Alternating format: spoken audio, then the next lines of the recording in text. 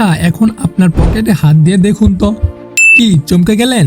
1 টাকাও নেই? বন্ধুদের সামনে যেতে লজ্জা লাগে? তারা কিছু খেতে চাইলে আপনি চুপ করে থাকেন, কারণ আপনার পকেট খালি। এভাবে আর কতদিন থাকবেন? গ্রামে বসে বসে সময় নষ্ট করবেন, নাকি নিজের আয়ের ব্যবস্থা করবেন?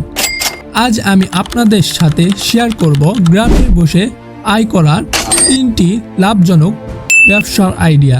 চলুন শুরু করি। নাম্বার 1, হাঁস মুরগি পালন। বর্তমান সময়ে শহরে দেশি মুরগি, ডিম ও মাংসের চাহিদা অনেক বেশি। অনেকে দেশি ডিম খেতে পারে না। আপনি যদি গ্রামে থাকেন তাহলে খুব সহজেই এই সুযোগটি কাজে লাগাতে পারেন। প্রথম 10 থেকে 20টি দেশি মুরগি দিয়ে শুরু করুন। নিয়মিত খাবার ও যত্ন নিন। ডিম সংগ্রহ করে বাজারে বা সরাসরি শহরের ক্রেতাদের কাছে বিক্রি করুন। মাস শেষে দেখবেন ছোট থেকেই ভালো আয় আসছে। ধীরে ধীরে সংখ্যা বাড়ালে আপনার আয়ের বৃদ্ধি আরও বাড়বে।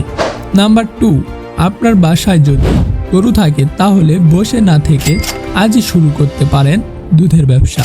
ভাবুন তো, আপনার বাড়িতেই কয়েকটা গরু আছে, সেখান থেকে প্রতিদিন তাজা দুধ পাওয়া যায়। এটা কিন্তু একটা বড় সুযোগ। বর্তমানে গ্রাম ও শহর দুই জায়গাতে দুধের চাহিদা অনেক বেশি। শহরে তো খাঁটি দুধ পাওয়াই কঠিন। মানুষ ভালো দুধের জন্য বেশি দাম দিতেও রাজি। আপনি কি করতে পারেন? প্রতিদিন গরু থেকে দুধ সংগ্রহ করুন। সরাসরি গ্রামে বিক্রি করতে পারেন। চাইলে শহরের দোকানে বা হোটেলে সাপ্লাই দিতে পারেন।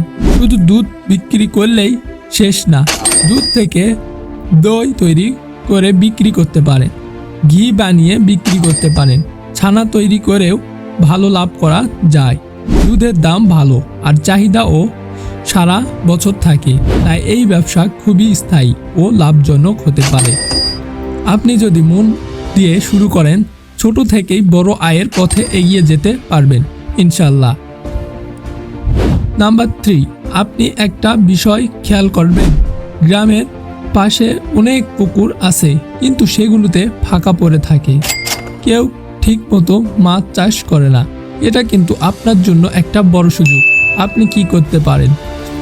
আপনি করতে পারেন পুকুরের মালিকের সাথে কথা বলুন। 2 মাস, 2 বছর বা 3-4 বছরের জন্য লিজ নিয়ে নিন। অল্প কিছু টাকা দিয়েই শুরু করা যায়। তারপর সেখানে নিয়ম অনুযায়ী মাছ চাষ করুন।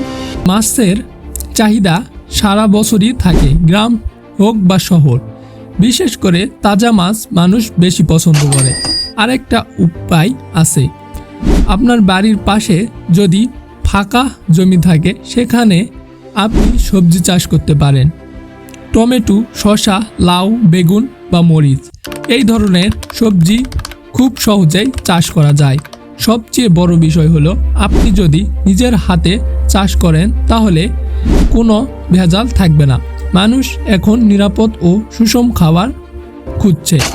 আপনি গ্রামে গঞ্জে বাজারে বা সরাসরি মানুষের কাছে বিক্রি করতে পারেন। মাছ চাষ হোক বা সবজি চাষ, দুটোই লাভজনক ব্যবসা। মন দিয়ে শুরু করলে এখান থেকেও অনেক টাকা আয় করা সম্ভব।